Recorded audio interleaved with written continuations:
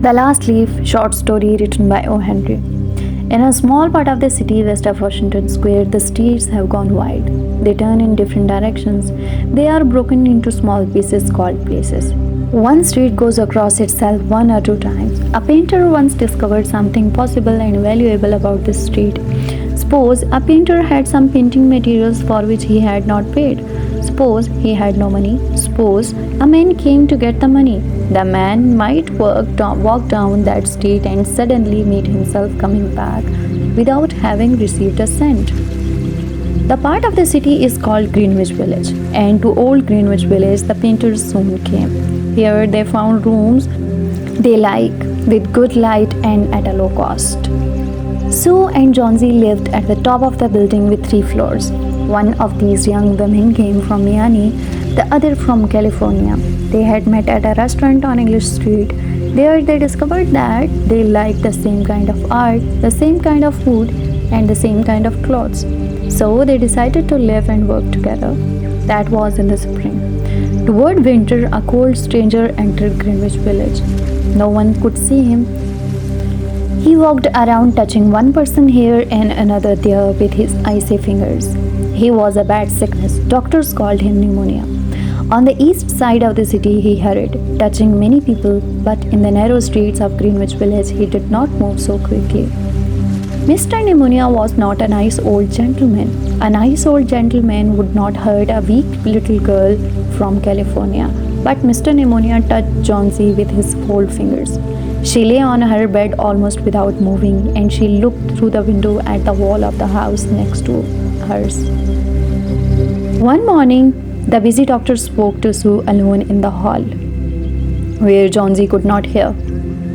"She has a very small chance," he said. "She has a chance if she wants to live. If people don't want to live, I can't do much for them. Your little lady has decided that she is not going to get well. Is there something that is troubling her?" "She always wanted to go to Italy and paint a picture of the Bay of Naples," said Sue. "Paint? Not paint. Is there anything worth being troubled about? A man?" "A man?" said Sue. "Is a man worth? No, doctor, there is not a man." "It is weakness," said the doctor. "I will do all I know how to do, but when a sick person begins to feel that he is going to die, half my work is useless. Talk to her about new winter clothes. If she were interested in the future, her chances would be better." After the doctor had gone, Sue went into the workroom to cry. Then she walked into Johnsy's room. She carried some of her painting materials and she was singing. Johnsy lay there, very thin and very quiet. Her face was turned towards the window. Sue stopped singing, thinking that Johnsy was asleep. Sue began to work. As she worked, she heard a low sound again and again. She went quickly to the bedside. Johnsy's eyes were open wide. She was looking out the window and counting back.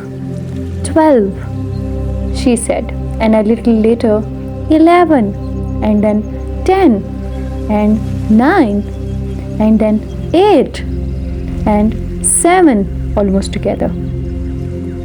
Sue looked out the window. What was there to count? There was only the side wall of the next house. A short distance away, the wall had no window. An old tree grew against the wall. The cold breath of winter had already touched it.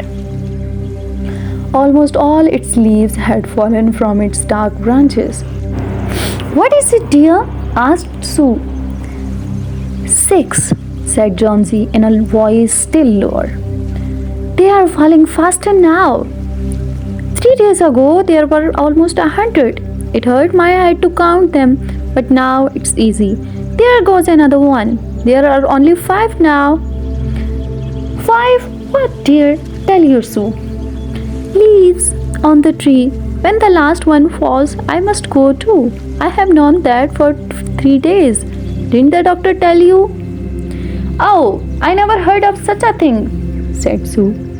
"It doesn't have any sense in it. What does an old tree have to do with you? Or with your getting well? And you used to love that tree so much. Don't be a little fool. The doctor told me your chances for getting well. He told me this morning. He said you had very good chances.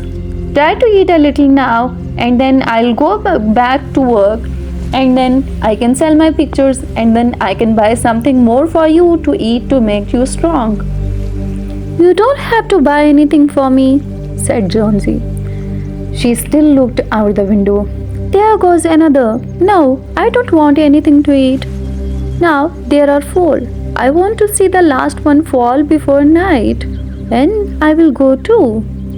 Jonesy dear, said Sue, will you promise me to close your eyes and keep them closed? Will you promise not to look out the window until I finish working? I must have this picture ready tomorrow. I need the light. I can't cover the window. Couldn't you work in the other room? Asked Sue coldly. I would rather be here by you, said Sue.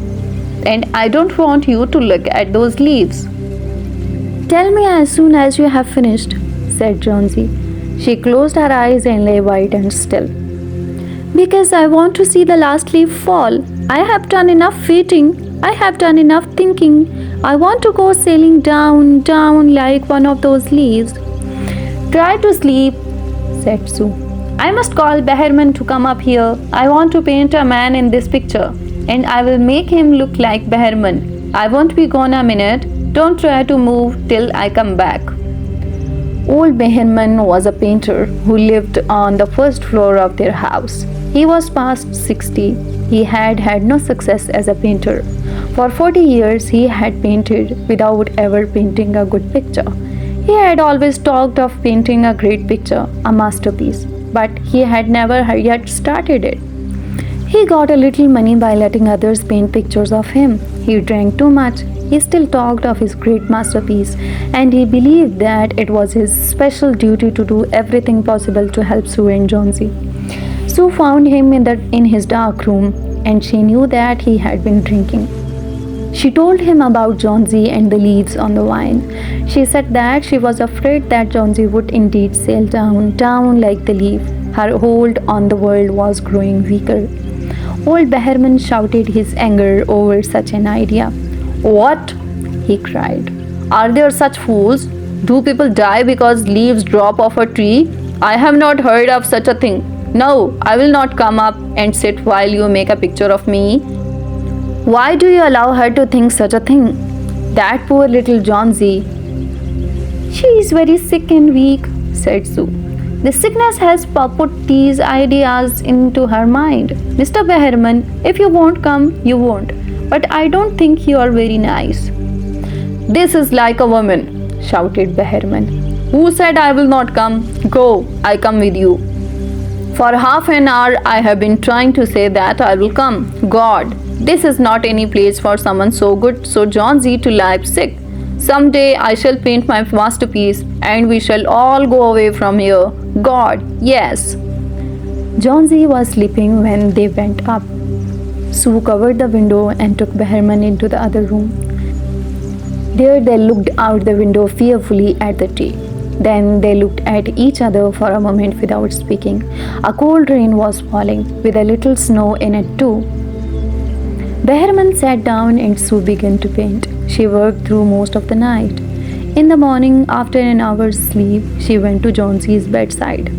Jonesy, with wide open eyes, was looking toward the window. I want to see, she told Sue. Sue took the cover from the window, but after that beating rain and the wild wind that had not stopped through the whole night, there still was one leaf to be seen against the wall. It was the last leaf on the tree. It was still dark green near the branch, but at the edges it was running yellow with age. There it was hanging from a branch nearly 20 feet above the ground.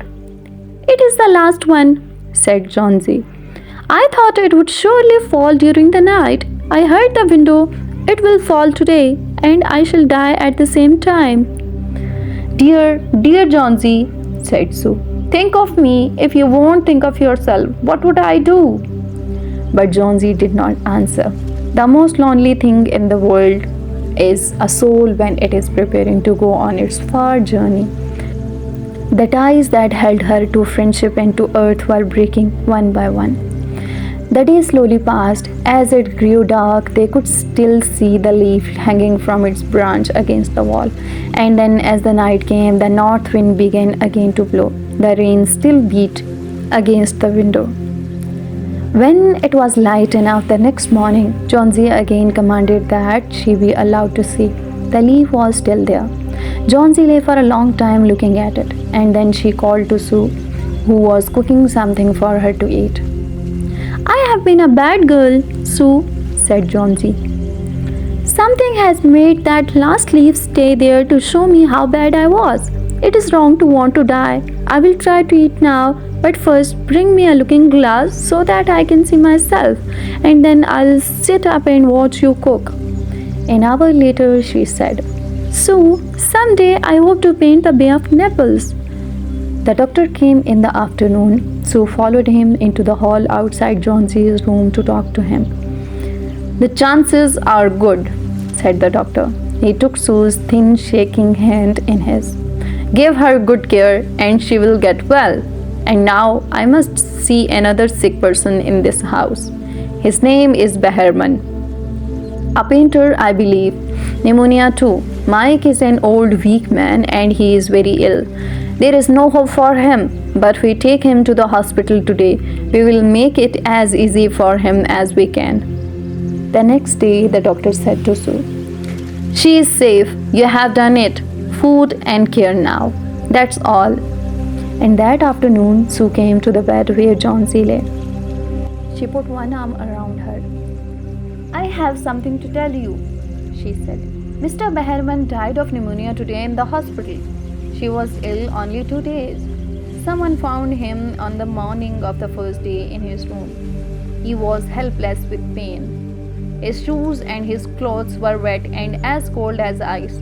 Everyone wondered where he had been. The night had been so cold and wild.